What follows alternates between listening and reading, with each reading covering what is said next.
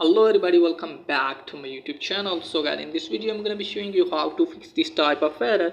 If it's showing here your software is up to date but actually it's not updated, then I'll show you how can you fix it. So firstly what you need to do is just simply close this page and then make sure that you're not connected with VPN, and make sure that you have strong enough connection with Wi-Fi or mobile data, and make sure that your phone is charged about 80%.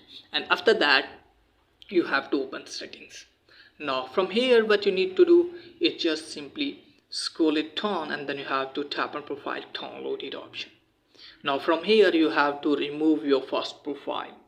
Now go back from here, and after that what you need to do is just simply scroll it on, and then you have to tap on iPhone storage and make sure that you have enough storage in your iPhone. Okay guys, and then go back from here, and now from here you have to open settings again, and then you have to scroll it on, then you have to tap on general. Now from here what you need to do is just simply tap on update. Now tap on automatic update, and then you have to turn off automatic update, and then go back from here, and after that check whether your form has been fixed or not. And if the form is there, then what you need to do is just simply open settings. Now from here you have to tap on general. Now from here you have to tap on transfer reset, tap on reset. So you have to reset your network setting from here. Tap on reset network setting to confirm the process. This will reset all setting, no data media will be deleted. So from here what you need to do is just simply open any browser in your phone, like I am opening Safari browser from here, and then you have to search for betaprofiles.tab. So you have to search for this betaprofiles.tab.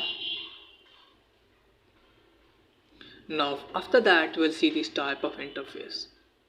So from here what you need to do is just simply install profile,